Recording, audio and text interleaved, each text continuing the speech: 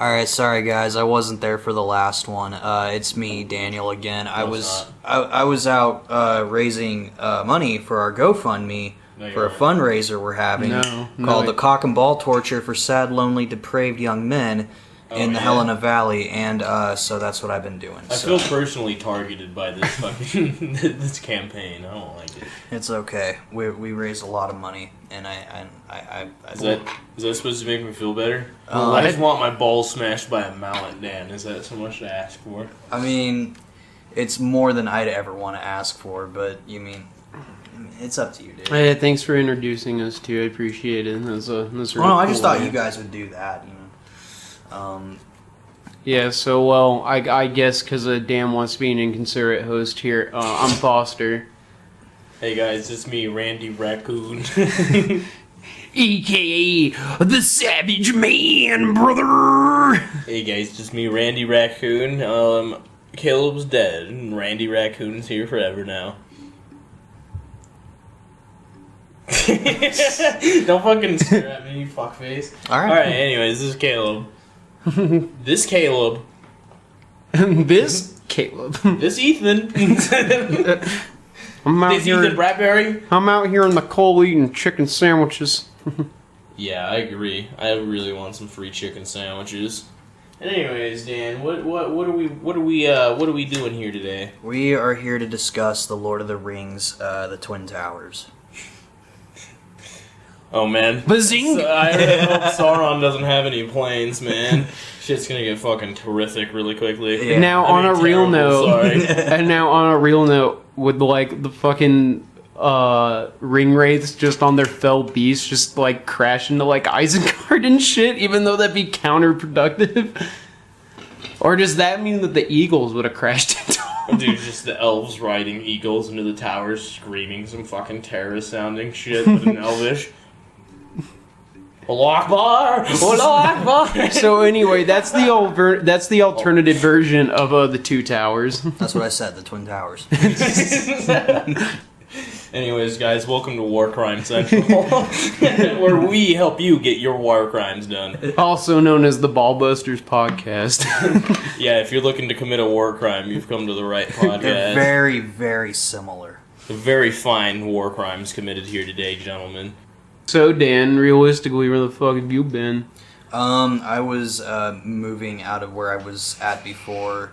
Now I'm in a place where I don't have to worry about passing along this this disease to my parents. So now what disease? This thing called Herpetogonos syphilitis. I'm pretty sure. I also think it goes by Rona. But oh no! Oh yeah! There's the Corona too. There's also that. Hell yeah, dude! That's my jam right there. Don't mind me. That's my breathing machine. Yeah, Dan's got a breathing. That's my respiratory. You've heard of iron lungs, now you've heard of Saxo lungs, dude. It's pretty weird. Caleb and Foster, you guys can't see through the audio, are wearing hazmat suits and are at my. I'm actually just a corpse, so it doesn't matter. But I like yellow, so. I'm kind of just peeing all over this hospital room right now. They told me I couldn't come His in pee here, is red. so I became I'm a doctor, if you catch my meaning. Let's just say they're not going to be missing one of their doctors later. If you can call me Dr. Phelps. Watch that actually be a doctor in Helena. Oh well, I mean, This is actually shout-out. the nightmare Frodo was having at the beginning of Two Towers. It wasn't of Gandalf dying, it was this exact conversation. He's like, oh fuck, dude, I'm glad I don't live in that world. Yeah, I don't blame him. I wouldn't want to live in our world either. I mean, granted, he also basically goes to a land that's basically like the surface of Venus. Venus isn't even real. Maybe he's also having a nightmare. Oh my god, the year this comes out, 9/11. Holy shit. I don't know. Maybe. It's a possibility. Dude, I once had a nightmare about an old white dude dying. Is it just one or a bunch? And I don't think you want the answer. Oh god. It was one. I know, I'm lame. It was Sorry, I bet you were expecting something edgy. No, it's all good. It's a start. You're a start. You're a start. I'm on. As all as I know, guys, is I'm on vacation. That's all I know. What vacation? What's this? What's this vacation? Yeah, I'm taking a week off work. What?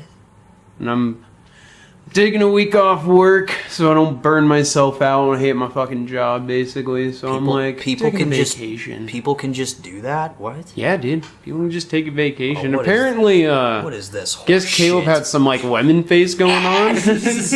Yeah, it would look like that episode of Chowder where he ate that like really sour like lemon thing and like he got sucked into his own mouth. Oh, the musical episode? Yeah. God, that episode was fucking awesome. And like what I don't get though is he got sucked into his own mouth, but like he has an entirely different body in his mouth. Yeah, man, you don't? No, because I don't get sucked into my own mouth. This fucking guy. What a weirdo. This fucking guy. Get wrecked, nerd. Suck your vapes. You're two at the same time. You're an addict. You're going to jail. And hell. What the hell? Speaking of. And then I be chinging chongs. So anyway, for like the first time in probably since this show's inception, aside from maybe back when we had news of a new Evil Dead project, I think now's the perfect time to get into some movie news. Foster, there's clearly one on your mind that you're really excited about. Dude, Bill and Ted 3, dude. Bill and Ted Face the Music. It looks fucking awesome. I love Bill and Ted. I mean, like, honestly, if you want me to be, like, completely serious, like, it just looks like a dumb stoner movie, but, like, those are literally what those are fucking meant for, though. Yeah. I don't know. It looks really good. I like the cameos that they got in there. It looks, like, pretty solid. Like... It doesn't really look like, yeah, you may not like the acting, but it's, like, meant to be stupid. I don't really think it's going to do bad. It might not do extremely well, but I don't really think it's going to tank or anything, though, because a lot of people have been wanting it anyway. I think it's going to be kind of like Dumb and Dumber 2, and that's not a bad thing for me. I kind of like Dumb and Dumber 2. I just think it came a little late. But, beyond that, I think it'll sit perfectly in line with like the other two, well, at least the second one, because that's the one I saw was Bogus Journey. Did you see the Bill and Ted movies, Caleb? No. No? Okay. I haven't seen a single one, but I've been meaning to. Yeah, I've been meaning to check out Excellent Adventure, and I still haven't. Party on, dudes, and be excellent to each other. Dude, they even had it in the trailer. That was my favorite part of the trailer. They even had it in the trailer. I love that shit.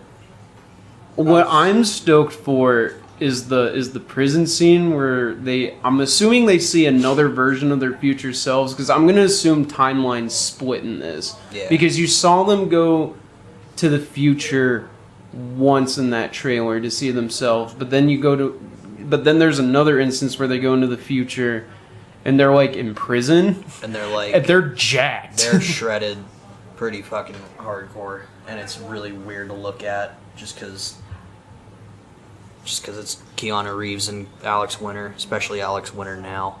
But as far as what I'm looking forward to goes, really, we got a new trailer for Halloween Kills, and we got an announcement for a Beavis and Butthead reboot.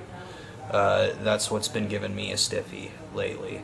And I would really appreciate having a release on DVD or Blu-ray of the old episodes of Beavis and Butthead that never saw the light of day. So that would be pretty lit. But aside from that, more movies are getting either they're getting like pushed forward with, or they're getting pushed back on. The new Spawn iteration is into production right now. Disney's Mulan is canceled indefinitely. The Star Wars trilogy, the new one, is pushed back to 2023. Avatar 2 is pushed back to 2022. I could give a shit about Avatar. I could give a shit about too. all three of those movies, to be honest could with too. you. Mulan deserves to be canceled, Yeah, in my opinion, yeah. but especially because of the lead actress, but Yeah, and her views on the whole Hong Kong. She's very pro-China. Very pro-China. I mean, the amount of brainwashing that happens there, I can't speak too much because a lot of it happens in the U.S. too, but, like, they don't have access to anything that's anti-China, so they think China truly is the best. It's, like, almost as bad as North Korea, honestly. It's pretty sad, but that's a thing for another day. She's just a piece of shit, regardless. Yeah, so anyway, I could give a shit about the Mulan movie, especially getting completely canned. I'm glad it did. It's kind of weird, though. That whole movie's filmed, and it's never going to see the light of day. At least for a while. The actress wasn't a piece of shit. That's previously stated. That's cool with me. Their track record of remaking live action, has been fucking awful. Live Beauty and the Beast wasn't that great. No. The Lion King was literally a carbon copy. There was no difference. Like, they didn't even add anything for the live action part. Cinderella was weak. Dude, the lions look so live, dude. Into the Woods was garbage. Into the Woods. I know people were like, a lot of people's complaints were like, they were mad about the fact that they weren't real animals. I'm like, okay, well that's like the one thing I could get behind on Disney for that, because I'm like, how the fuck are you gonna train like basically like the entire animal kingdom of Africa to like compose themselves for a fucking movie? Let alone a fucking tiger or lion and like. You know, having just the opening scene having like take years 5 of them by the end of the movie, and then, because Simba has his kid. You have the fucking boar. Have fun dealing with those fucking asswipes. Oh, those will gut you. Yeah, and they freak the fuck out really easily because they don't like people touching them. The Stampede, is that what it was? Yeah, that Stampede would be real fun to see. Like, just fucking throw a fucking lion off a ledge and just let it get trampled to death. They're like, well, that part obviously could have been CGI, no one would have cared. I'm like, that's the one thing I expected from this movie was for the animals to be, like, CGI. I just expected them to be realistic, which they somewhat were, but it was like, I felt like it was still too animated for them trying to make it live action. I'd still like to see a bonus feature of them trying to harness a lion into strings from green screen. Honestly, one complaints I can get behind, though, is like, you kind of lose some of the magic when you watch that version, because obviously they were going for a more realistic thing. The animals don't have any real expressions in that. So, like, when you watch the hand-drawn one, you get, like, a completely different movie, and it feels like it was meant for, like, all audiences. You watch this one, it feels like a shitty nature documentary with, like, some fucking bored dude voicing over everything. And the animals have a music number for some reason. Yeah, we gotta watch it. They're like, now, this is not a natural part of their life cycle. I don't know why they're doing this, but they're doing it. It's like, you guys, they're dancing. They're dancing. They're Danzig. They're right. Doug Dig. We should probably get into the movie, huh? Probably. I mean, that's just a suggestion. Yeah, I mean, we don't have to. We could just make this whole thing about shitting on Disney, and I'd be okay with it. David Hasselhoff. What were we doing to talk about? Censored David Hasselhoff. What? David Hasselhoff. I just like the way it read it. Like, I kind of want to listen to that just it say David Hasselhoff, honestly. I'm in a fucking fist. How come you is censored David Hasselhoff? What? Gee, Patrick, who's that? I'm David Hasselhoff. David Hasselhoff is like basically Jesus if you think about it. David Hasselhoff won. David Hasselhoff won. David Hasselhoff won. David Hasselhoff won. Oh God, stop now. Wait, you guys don't like David Hasselhoff? Come on, that's kind of fucked up. Anyways, David Hasselhoff what? David Hasselhoff won. Yeah. See, when I hear this line now, I'm just again, and I mentioned it before the podcast, but I just imagine him in that video that he took on his phone when he's fucking like having like this depressive episode in his like hotel bathroom, and he's just like fucking Facebooking a Whopper while being like extremely sad. And I'm like, I can't tell if I should like be laughing with you or like should just be uncomfortable and like not watch this. You're like, wow, this is just like watching my childhood die all over again. Good. All right. So as for that one movie we're going to talk about, David Hasselhoff?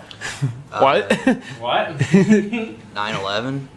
Oh, the Twin Towers. Got it. Two He Towers. said the Two bad towers, number. So yeah, the Two Towers. Real quick, spoiler warning, obviously, but if you haven't seen this movie, just go down to your local pawn shop. It's been shell out almost $1. 20 years. You could probably find four quarters in your bed or your couch. It's pretty easy to attain this movie and come back when you've watched it. Quit being a piece of shit. Yeah. And watch the fucking movie. Grandma, shut the fuck up! Live a life and see a movie or two. Who hasn't seen Lord of the Rings, The Twin Towers, though?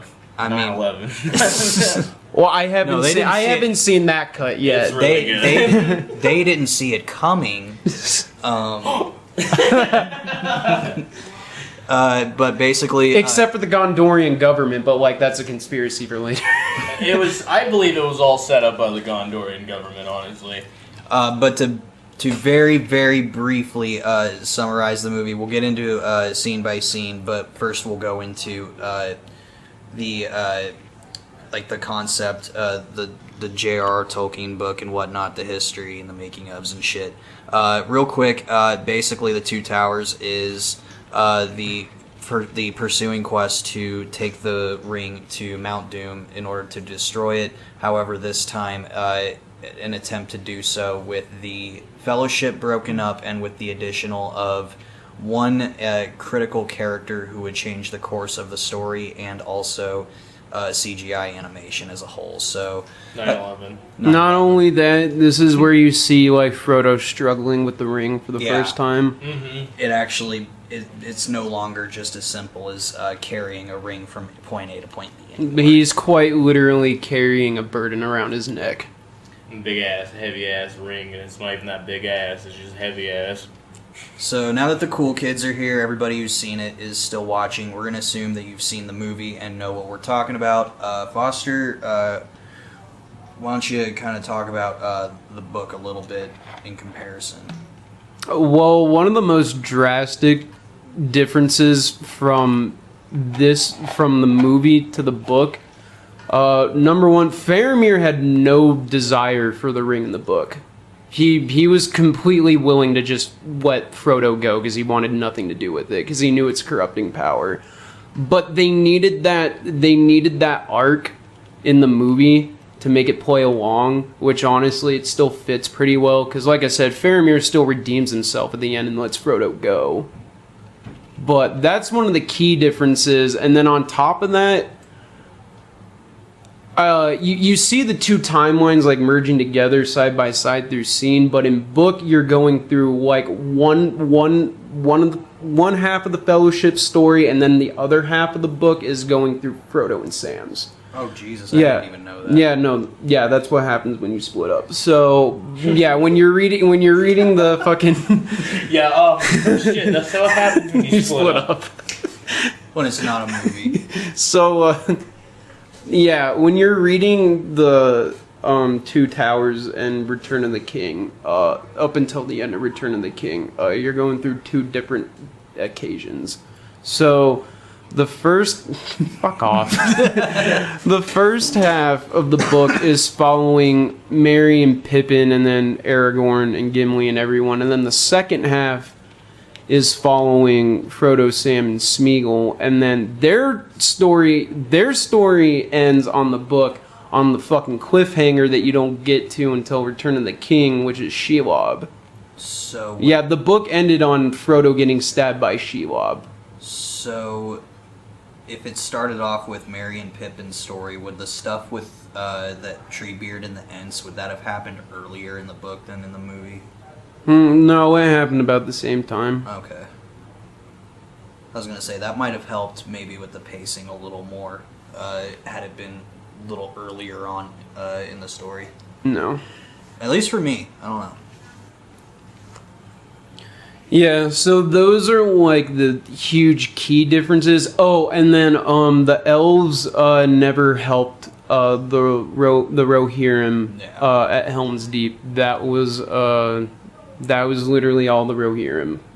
They didn't have any help from elves, so. And that was one of the more controversial choices for the movie, wasn't it? Yeah, and it still wasn't even that bad because it kind of showed the commemoration that the fucking two races needed in order to defeat the great evil that was before them. So again, the choices that were added for the original trilogy, fuck The Hobbit, because those were just money grabbing things. But like, I understand the implemented stories, like story arcs for the original trilogy, because they need to be there, because holy fuck, Tolkien just really likes to drag on about landscape and lore and doesn't really like to protrude to the story. So like, Jackson kind of had to, like, pretty much after Fellowship, like, kind of have to like go a different direction with everything. And I think it's Because excluding a couple scenes, like, let's face it, most of Fellowship is dialogue. yeah, Most of Fellowship is dialogue. Even the movie. and it makes it easier to film too, considering like it's all the characters literally progressing from one scene to the next. Yeah. So, whereas with this movie, story, like in terms of the story direction, this one, not only in terms of the story direction, but also the filming, surprised me. It was the most ambitious of the trilogy. And I say that meaning this is, I love The Two Towers, but it's always been my weakest favorite of the trilogy. But in all truthfulness, it was the most ambitious of the trilogy, and it was also the most difficult to make in terms of how to craft the story, making these character arcs run simultaneously, and also in terms of the filming, particularly with the Helm's Deep. Was that like 30, 60 days of night shoots? Yep, in the rain typically, Mm-hmm. Because it had to fun. be. with like all the mud and the heavy ass armor and the injuries and the wait times and all that bullshit. All the people getting fucking sick. Yep. Sounds fun. Oh, but it made for like one of the best cinematic scenes in cinema history, though. One of the highest achievements in editing too. That was ridiculous. All on a really low budget. Yeah. You gotta keep in mind the Lord of the Rings trilogy did not have a lot of money behind it. Like it had a For fair, one movie, it would have had a lot of money. But this is three movies. Yeah, all- so that funding got separated into three because originally it was supposed to be a two-parter. Yeah. Thank God it wasn't. Thanks, Discord. Big preach. At Frosty #3359. Oh god. But yeah, those are like the real key differences. I mean, you could go in about dialogue and stuff. I'm not really gonna give too much of a shit about that because that doesn't really fuck with story. Those are like the three. Yeah, those are really the only three like key things that like were different from book to movie. Timeline is shortened for thematic purposes. Elves aren't in the book for the Battle of Helm's Deep, and Faramir doesn't have a temptation for the ring in the book as opposed to in the movie, so you have that dynamic arc, so like that part doesn't go on. So like that part has like more time to like sink in and stuff, because I understand why Jackson did all that, because when you get to the end of Return of the King in the book, it's just like you're going through even years after like their journey after that. Like it's kind of like pointless stuff that like you don't really need for the movie. Yeah. So it doesn't make sense, hence why like you got to shorten up. Yeah, well, that's why he had to like shorten up the timeline for all of them, because he's like, I'm not gonna have most of like Return of the King's ending because it's really fucking weird. People complain about how long the ending of that movie is as it is. Yeah. Multiple ending. Yeah, could you imagine you think it's ending multiple times and then you see the time lapse of like 8 years go by after their journey, and then that's when they like finally make the fucking journey to go to the Grey Havens, or at least Frodo did. Yeah. But like to give his farewell. Yeah, that took 8 years after their journey was done. It was like 7 or 8 years. Fuck, that could have been its own book. Yeah. Honestly, it was. If you want me to be honest, those last 7 to 8 years was just Frodo being like depressed. But, well, I mean, think about it. He had the most evil. He had the most evil thing with him. Like it's kind of. He now knows what the universe and. He knows what absolute evil and what absolute good looks like, and it's a mind fuck for a mortal. You can't really heal beyond it. So he kind of like basically after that just like shuts himself off from everyone, pretty much, but like Sam. He sees Merry and Pippin like occasionally, but he really only talks to Sam at this point. He does not talk to anyone else. Damn. Except for like Gandalf when he would stop by, because Gandalf gets it, because Gandalf's basically a god, so. He's like, just like vibing. Yeah, he's like, bruh, trust me, I get it. And he's like, and Frodo's like, I mean, you kind of don't, because you're immortal. Yeah, like, okay, man, I don't think you understand mortality, though. And after all this shit that I witnessed, God, I kind of just want to fucking die. He's like, man, I'm almost entirely certain you don't, Gandalf. Slow down. Yeah, for sure. No, there's a lot of. And also, that would have been a really fucking heavy ending to try to implement at Return of the King, to like actually see all that psychological damage that it had done to Frodo for like the fantasy like movies that they were. That would have been like, what the fuck? Like this is really out of place for the movie. Especially considering it's a lot like Star Wars in the sense that a lot of kids grew up watching Lord of the Rings. Mm-hmm. So, yeah, maybe it's for the best they didn't implement that into a PG-13 trilogy. For it's PG-13, but for general audience. Well, that, and like I said too, for the most part, it's like unnecessary shit that you don't really need to know, because by the end of the movie, you already know the burden that it fucking took on Frodo. Like, you kind of already can gather that without context that's really there, so. Because, I mean, I still think, yeah, alright, anyway, but that's Return of the King, though. Let's go back to fucking Two Towers, so. Want to get into our favorite scenes? I mean, would we have to say excluding Helm's Deep, or? I don't know, mine honestly in the movie. I guess that Helm's Deep would be when fucking Gandalf like, comes with the other Rohirrim, yeah. Well, yeah, when he goes to Theoden. When he's unpoisoning him, yeah. Yeah, and they expel fucking Wormtongue's bitch ass out. I love that scene. Because, like, Theoden was a badass king, and, like, due to the corruption, he turned into a useless little, like, slime, pretty much, because of fucking Wormtongue. Like I said in the last episode, in the Book of Fellowship, you actually see that start to manifest when Gandalf's doing his research on the ring. You already know he's, like, getting corrupted slowly. He's not completely there in Fellowship. He's just, like, kind of, like, disgruntled with Gandalf.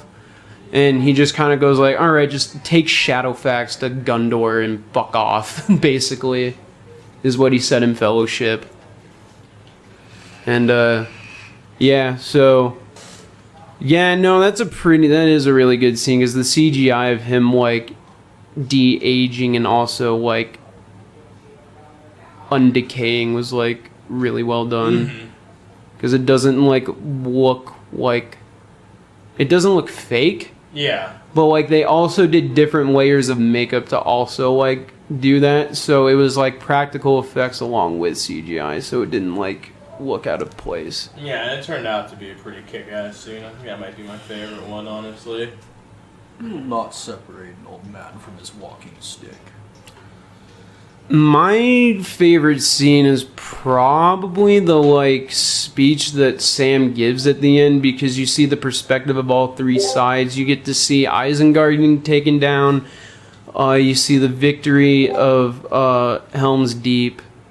And then you also And then you also get to see what's going on Frodo's perspective as well, and he also nearly killed fucking Sam right there too. That's the other reason I like that scene. You see how apeshit the ring can make someone go, no matter how resilient they are. Yeah. No matter how fucking Peaceful.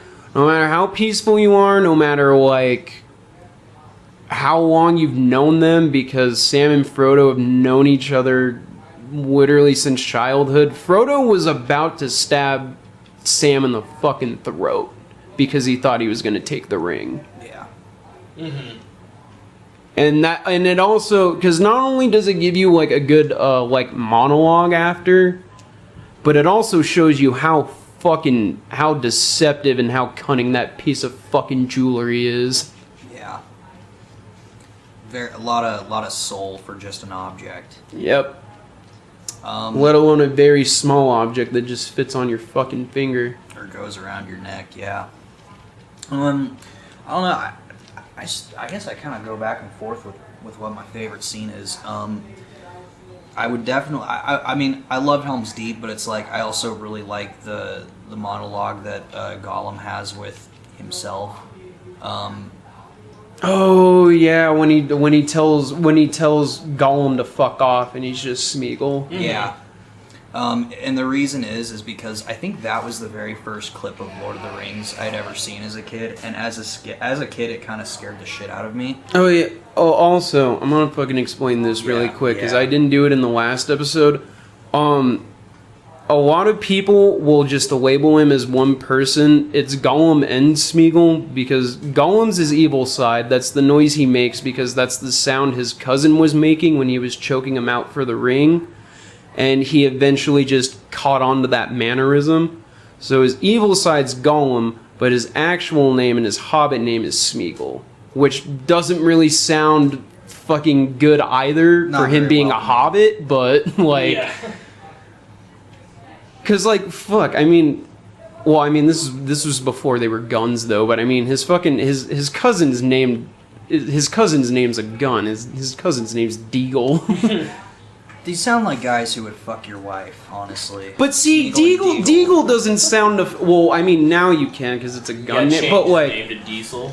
But like, comparatively though, like Deagle does not sound nefarious compared to Smeagol though. Like what? Smeagol. And the thing is too is like before the ring and shit, like Smeagol was like just a normal hobbit. Like he was pretty chill. All he did was like fish all day. That's all that fucking guy did. My man. And then he saw the ring, and then he's like, I want that as my birthday present. And then Deagle was like, I already fucking gave you your birthday present. And then he's like, alright, what if I just fucking kill you for it? And then he's like, I'd like to see you try. And then he's like, alright. And then like Superman leapt on him. Yeah. And like, Incredibles fucking choked him out. Richard Donner music started playing. dude, Some super heavy synthy shit comes on, like a John Yeah. Carpenter movie. Just is like really brutal for some reason. yeah. So, for context, yes, you could call him either or, but know that they are two different personalities. Gollum's his evil side, Smeagol is his normal hobbit side. It was what scared me as a kid, and then as I went back and revisited it older, it was like, oh, this is actually two people, like Having a conversation, yeah. kind of the same reason we like Darth Vader so much is because like fuck all these Star Wars references, but it's like there is a very dark evil side to it that's like clear and present, but then there's also a side that's extremely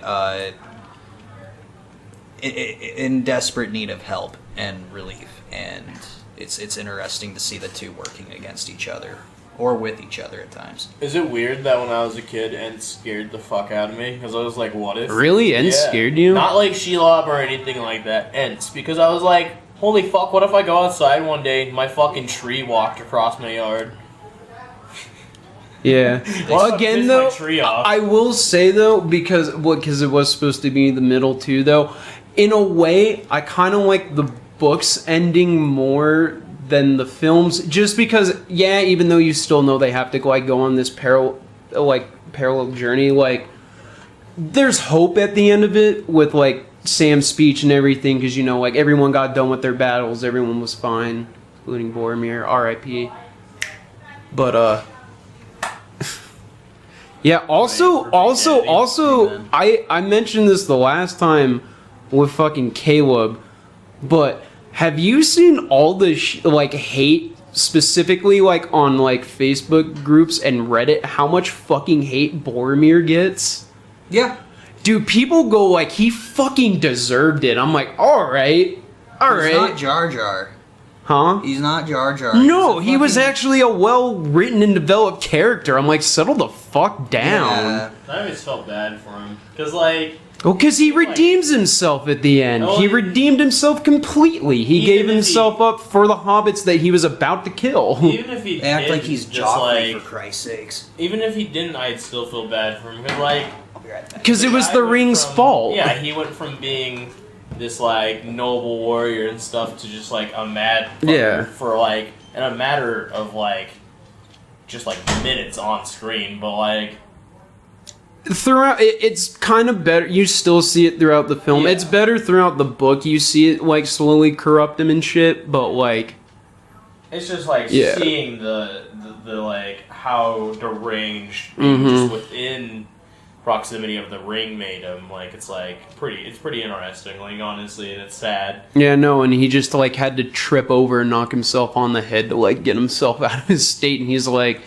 Boromir realized right then and there how bad he fucked up.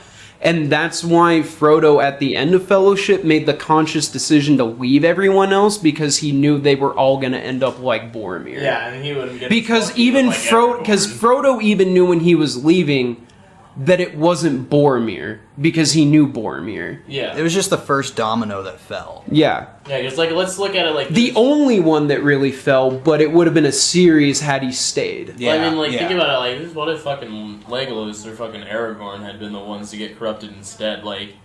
Especially Frodo stands no Aragorn, chance. because he's Dunedain. He's Yeah. supposed to like, There is no... and there's well, and you no see him fucking too way. when he's running from Boromir, and he ran into him. Like Aragorn even says, "I would have followed you till the end," but he knows too what would have happened. Mm-hmm. Yeah. Poor Yeah. Boromir. Yeah. Anyway, yeah, sorry, that was the Boromir Died. tyrant again. Died, but like, died with a bad rap. I just get really fucking pissed when like people do that, because I'm like, man, it wasn't like he fucking did it on purpose. You guys It's like, remember what if that- it was you? Would he be an asshole? Exactly. I mean, I know this is like a fictional object and whatnot, but Then? You never know. I always played him in that PlayStation 2 game, the Two Towers game. My man. My man. fuck, I forgot what I was like talking about though before I went on the Tyrant of Boromir, because I was gonna say something else about Two Towers.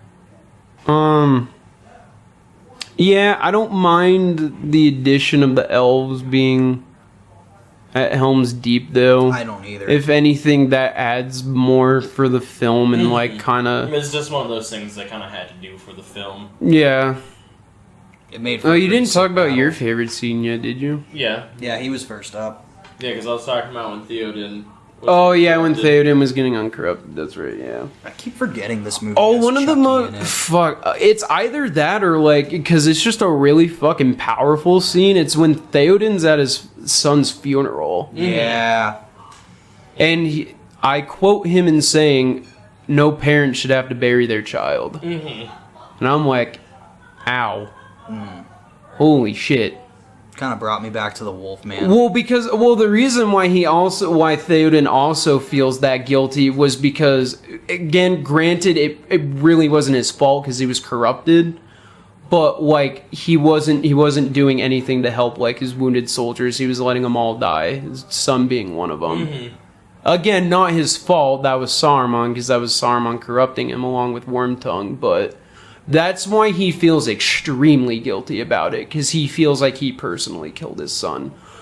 Which, I mean, if you're one of those fucking, like, Boromir deserved it people, I guarantee you probably make that fucking argument that he killed his kid, and I mean, I would go, technically you're right.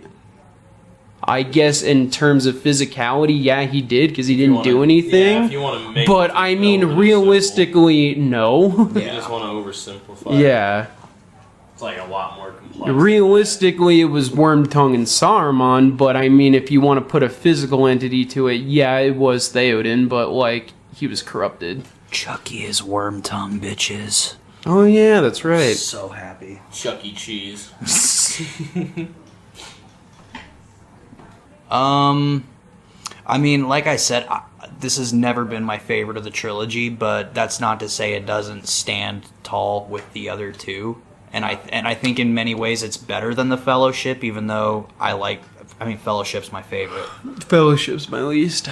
I was gonna say, I think my favorite is either.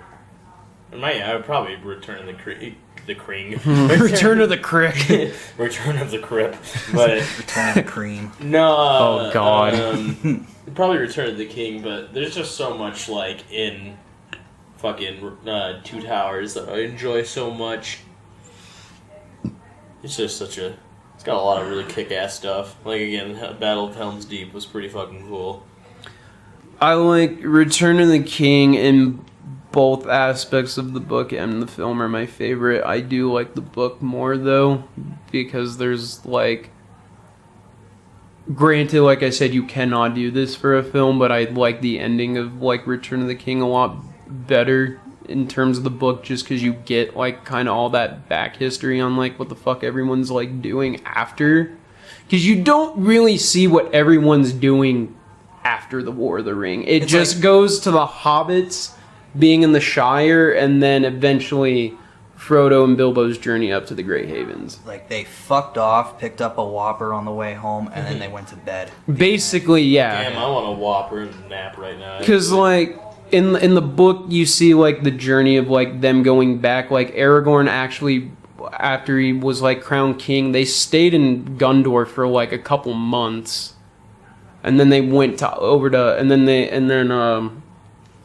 like, help with like the ride over to Isengard, and then he was like, all right, Treebeard's got it from here, because like I can't go like up north because that's not my territory. No sorry.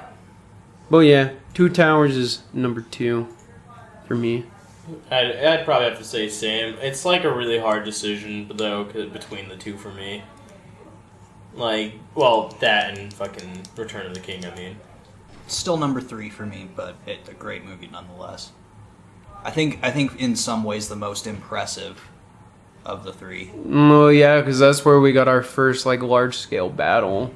I mean, I guess you had it with the Battle of the Last Alliance, but most of that was CG though. And the fact that Gollum's effects still hold up.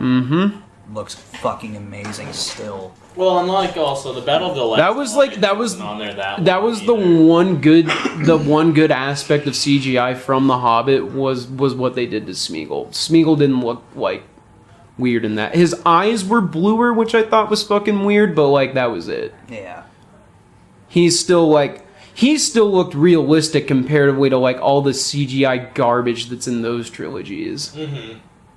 Which is what I thought was weird, but it was probably just because like he knew he was gonna get drastically shit on if he didn't do Smeagol right, though. That's why I'm happy he didn't use him in Fellowship. He's my favorite character, and he's not my favorite movie. That's so weird to me. I mean, he's not. You don't really see him in the book either. You see like the history that the prologue gives him on like how he got the ring, which they don't do that until Return of the King for the films, which was honestly the better choice because you kind of see the character development on like how the fuck he got there, like well after the fact that you saw him. But then like honestly, it's like the extended editions where you just see him stalking from a distance. He's not really there. Yeah. So I mean, like it was kind of just the smart thing to do it anyway. I also really like their introduction to him too, just pulling him down right into the sunlight at the tip of Frodo's weapon. That's fucking lit. Oh, it wasn't sunlight; it was in the middle of the night because Smeagol was trying to sabotage him. Are you sure? I thought it was in the direct. No, remember he's climbing down the mountain, and then he's like ranting to himself. He's ranting to himself on how they're thieves and they stole it from him. Fuck, yeah, that's right. But they were acting like they were sleeping because they can fucking smell Smeagol from a mile away because he smells like shit. Yeah. Like, I'm not even fucking lying. Oh, Like, before you see him, nasty ass I quote Sam, "What's that horrible smell? What if there's a nasty bog nearby?" Just got swamp ass. Yeah, it's like, so haven't that's washed my how balls that's in how 20 they years. knew that's how they knew he was there, because they could just fucking smell his ass from a mile away, and that's why they jump up and then drag him down. It was probably like extremely early in the morning, because by the time they tie him up and like get him going, it's daylight. Yeah. So I'd imagine it was probably like nearly dawn. Sam just beating the shit out of Smeagol is still one of my favorite things. You're just In like, which one? Yeah. all of them. All of them. I just like watching Sam throw hands with Smeagol. I really like it when he gets thrown off the fucking ledge. Yeah, I do too. Good times. Good times that's for for- everyone but Smeagol. That's for next episode, though. Alrighty, guys. Thanks for coming and checking out this episode of the Ballbusters podcast. If you want to check us out on SoundCloud and listen to us, if you are watching on YouTube, you want to save some battery power, and you're just trying to listen to this shit at work, we are on SoundCloud at Ballbusters Podcast. And check out our Instagram, Ballbusters Podcast OG. Actually, no, it's just Ballbusters OG. It's been a while since we've recorded one of these. For yeah, you. yeah, fuck off. Okay.